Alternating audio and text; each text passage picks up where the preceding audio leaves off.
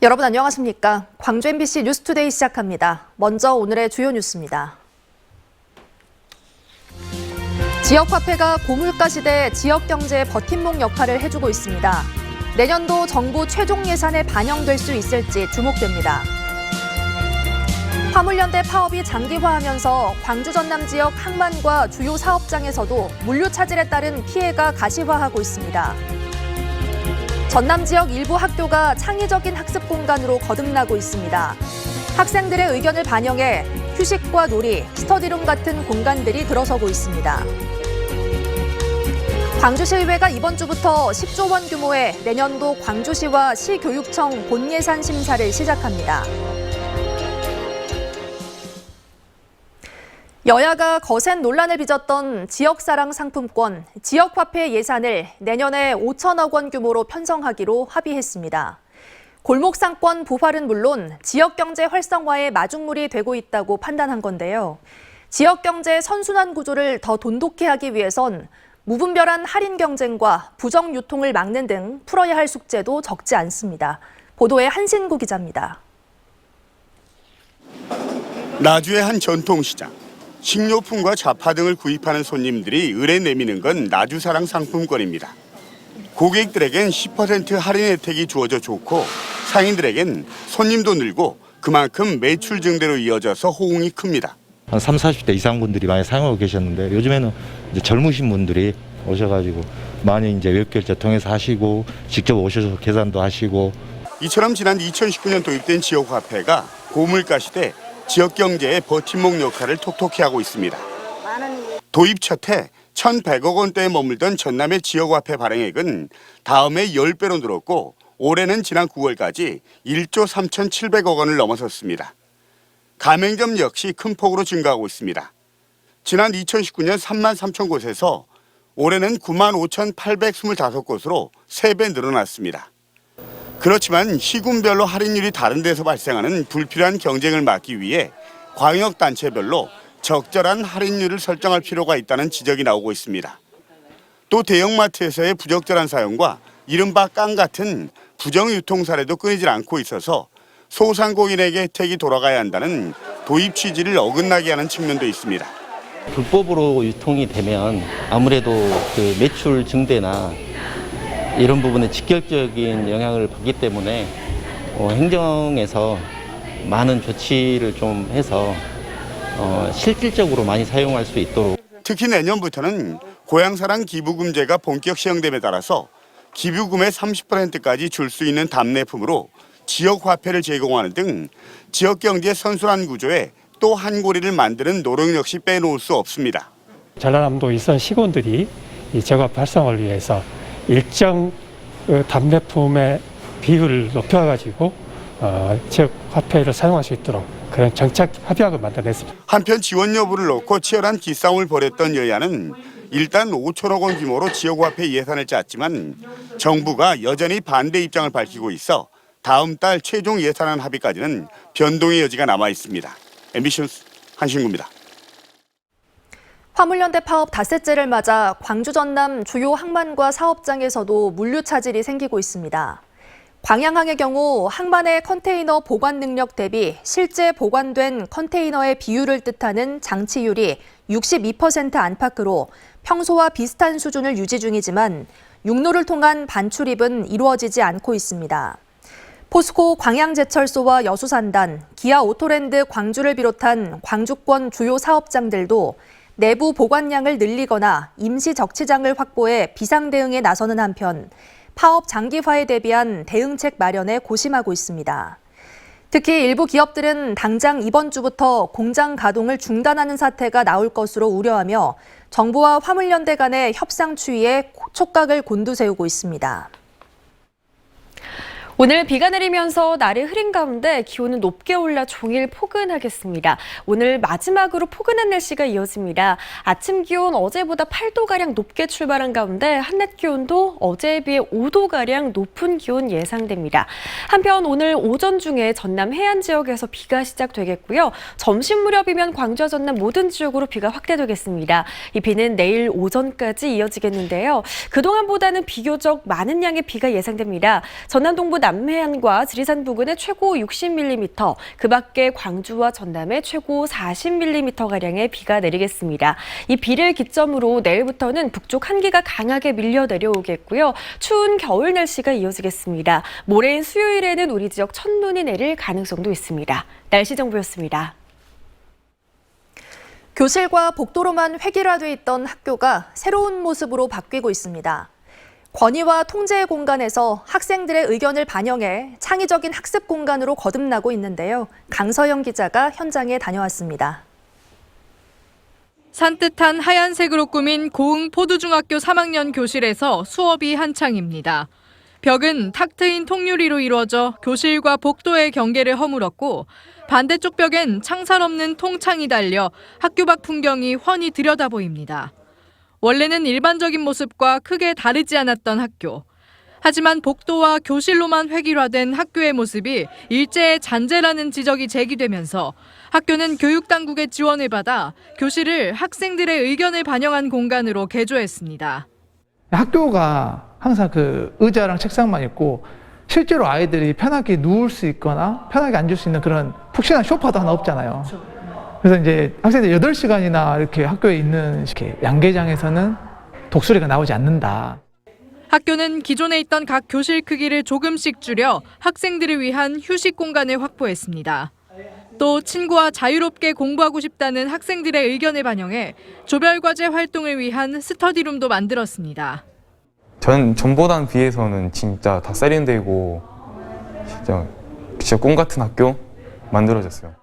순천의 별량초등학교도 지난 2020년 권위와 구태의 상징이었던 구령대를 없앴습니다.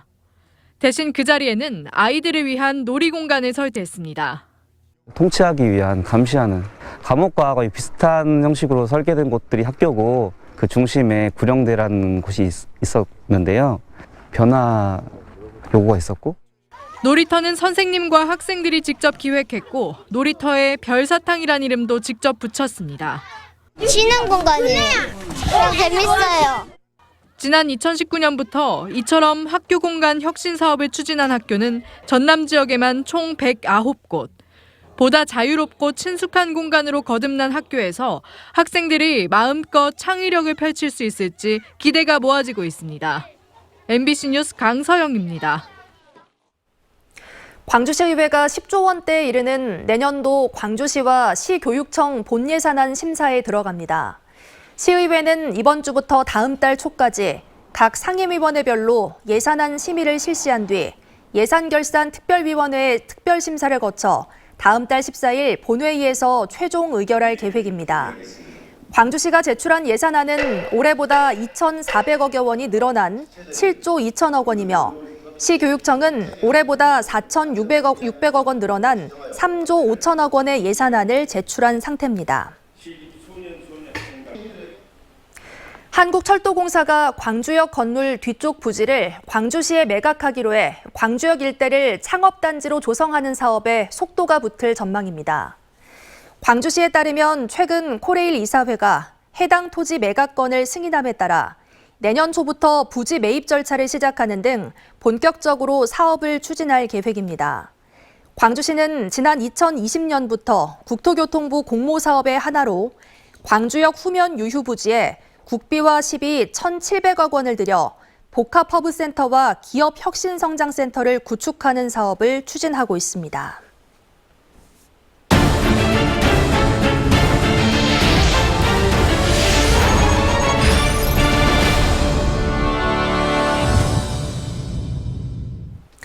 지방선거가 끝난 지 5달, 민선 8기가 시작된 지 넉 달이 지났지만 목포에서는 선거 후유증이 여전합니다. 이제 검찰의 시간으로 수사 결과에 지역 정가가 촉각을 곤두세우고 있습니다. 보도에 양정은 기자입니다. 6월 목포시장 선거를 둘러쌌던 사건들이 속속 경찰 손에 떠나 검찰로 넘겨졌습니다. 박홍렬 목포시장은 12건이 고발됐는데 경찰은 이 가운데 5건을 송치했습니다. 그리고 지난 25일 검찰은 6일 지방선거 당시 후보자 토론회 등에서 허위 사실을 공표한 혐의로 박홍렬 목포시장을 불구속 기소했습니다.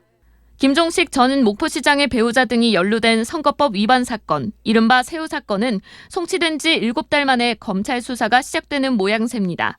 김 전 시장 배우자 측이 새우 등의 금품을 제공한 사건에 더해 사전 기획에 의해 금품을 요구했다는 당선 무효 유도죄 고발 사건과 함께 들여다보기 위해 경찰 수사가 끝나기를 기다렸기 때문입니다. 박홍률 시장의 배우자가 수사선상에서 제외된 뒤 이의 제기가 이뤄졌고 김 전 시장 일부 지지자들의 반발이 뒤따랐습니다. 명확한 혐의가 있다고 인정되기 어려운 경우에 불송치 결정을 하였습니다. 민주당 목포시장 후보 경선을 앞두고 터진 민주당 권리당원 입당원서 유출 사건도 경찰 수사가 매듭지어졌습니다. 경찰은 김원희 국회의원 전 보좌관과 김종식 전 목포시장 선거캠프 관계자를 송치했습니다.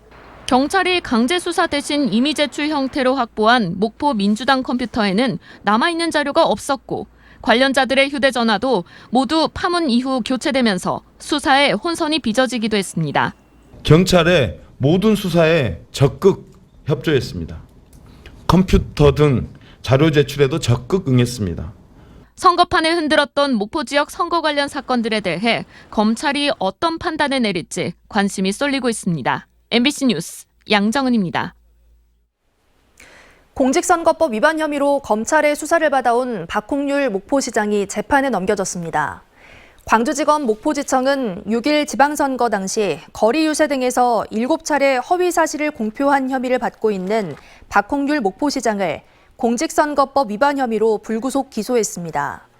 검찰은 또 경찰이 박 시장 부인의 당선 무효 유도 혐의에 대해 내린 무혐의 결정에 대해 김종식 전 목포시장의 배우자 측 법률 대리인이 제기한 이의 신청은 현재 사실관계 조사를 진행하고 있는 것으로 알려졌습니다.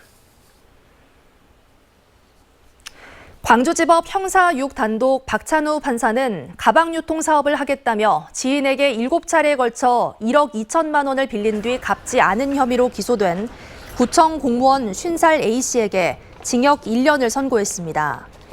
A씨는 사업을 통해 수익을 내겠다며 매일 수십만 원씩 갚아주겠다는 조건으로 돈을 빌린 뒤 이미 있던 개인 빚을 변제하거나 생활비를 쓴 것으로 조사됐습니다.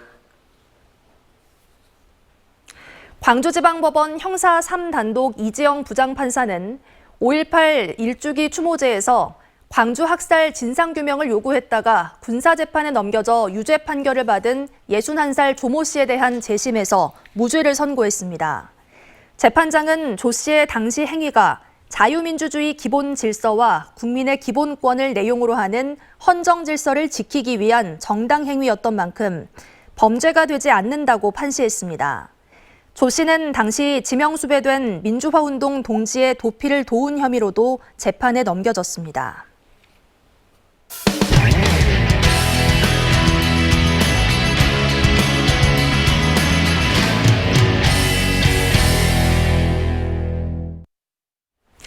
영광군이 미래 먹거리 산업으로 이모빌리티 분야를 집중 육성하고 있는 가운데 대구시도 본격적인 경쟁에 뛰어들었습니다. 오랜 기간 경운기나 트랙터 같은 농기계를 생산해온 대구의 한 기업은 전기 오토바이와 스마트 로봇 체어 등 미래 모빌리티 산업으로 눈을 돌리고 있습니다. 대구 MBC 권윤수 기자의 보도입니다. 이 전기 오토바이는 배달원, 이른바 라이더를 겨냥해 만들어졌습니다. 휴대전화 거치대와 키에 맞춰 조절 가능한 바람막이, 전후방 블랙박스를 장착했습니다. 운전 습관과 운행 정보를 수집해 소모품 교환 주기 등을 알려주는 시스템도 갖췄습니다. 라이더들이 충전을 기다리지 않고 곳곳의 거점 지역에서 충전된 배터리를 바로 교체할 수 있는 충전소도 개발 중입니다. 대구의 농기계 전문 생산 기업이 최근 급성장하고 있는 전기 이륜차 시장에 뛰어들었습니다. 단순히 제품만 만든 것이 아니라 제품 기반의 플랫폼을 얹어서 플랫폼 기반의 전동화 제품, 오토바이를 만들려고 하고 있고, 그리고 이것을 국내에 그치지 않고 해외까지 동남아라든가 유럽 이런 전기 오토바이 수요가 있는 시장으로. 이달 대구 국가산업단지에 완공된 공장에서 내년부터 전기 오토바이 연간 3만 5천 대, 전기 트럭, 골프 카트 등을 연간 2만 대 생산합니다. 2026년까지 14만 5천 대까지 만들도록 생산 라인을 늘립니다. 성장 속도가 빠르고 확장 가능성이 무궁무진한 게 미래 모빌리티 산업의 강점입니다. 전기로 움직이는 골프장 카트입니다. 향후에는 차체를 키우고 안전성을 높여서 마을버스로도 이용할 수 있을 것으로 업계는 내다보고 있습니다. 2021년 기준 국내 전기 이륜차의 30%를 대구 기업이 생산했을 만큼 대구는 이 분야의 경쟁력을 확보한 상태입니다. 대구시는 최근 성서산업단지에 미래차 구동전장 부품 실증센터를 열어 관련 기업을 지원하고 있습니다. 구동 전장 부품 실증 센터를 통해서 새로운 모델과 부품 개발을 지원하고 그리고 제일 중요한 인프라인 충전 시설 확보에 앞으로 온 힘을 쏟을 계획입니다. 대구시는 오토바이 수요가 많은 베트남과 말레이시아, 인도네시아 등 해외 시장 개척에 나서는 지역 기업들의 행정적 지원도 아끼지 않기로 했습니다. MBC 뉴스 권윤수입니다. 내년 1월부터 시행되는 고향사랑 기부제에 따라 지자체마다 지역의 특색을 살린 답례품 선정 작업을 서두르고 있습니다. 목포시는 홍어와 김, 건어물 선물 세트와 함께 해상 케이블카 탑승권 등 관광체험 상품권을 검토하고 있습니다. 또 장흥군은 고액 기부자를 겨냥해 손놀이개용 귀족 호도를 포함시켰고 강진구는 농촌 힐링 프로그램인 푸소 체험권을 준비하는 등 지자체마다 답례품 선정에 공을 들이고 있습니다. 오늘 비가 내리면서 날이 흐린 가운데 포근한 날씨가 이어지겠습니다. 오늘 아침 기온 어제에 비해 무려 8도가량 높게 출발했고요. 한낮 기온도 22도 안팎까지 오르면서 어제보다 5도가량 높은 기온 예상됩니다. 한편 오늘 오전 전남 해안에서 비가 시작되겠고요. 낮 사이 광주와 전남 모든 지역으로 비가 확대되겠습니다. 비는 내일 오전까지 이어집니다. 그동안보다는 비교적 많은 양의 비가 예상되는데요. 전남 동부 남해안과 지리산 부근에 최고 60mm, 그 밖에 광주와 전남에 10에서 40mm가량의 강우량 예보되어 있습니다. 한편 이번 비를 기점으로 내일부터는 북쪽 찬 공기가 강하게 밀려오겠고요. 추운 날씨가 이어집니다. 모레인 수요일에는 우리 지역 첫눈이 내릴 가능성도 있습니다. 대부분 지역에서 큰 추위 없겠습니다. 한낮 기온 영상 20도를 웃돌면서 포근하겠습니다. 신안의 낮 기온도 21도 보이겠고요. 순천의 낮 기온도 19도 안팎으로 예상됩니다. 바다의 물결은 최고 2m에서 2.5m 안팎으로 조금 높게 일겠습니다. 내일 낮 기온 오늘보다 무려 10도가량 내림세를 보이겠고요. 첫눈 소식 들어있는 수요일에는 영하권 추위가 예상됩니다. 추위 대비 미리 하셔야겠습니다. 날씨 정보였습니다. 이상으로 뉴스 마칩니다. 시청해주신 여러분 고맙습니다.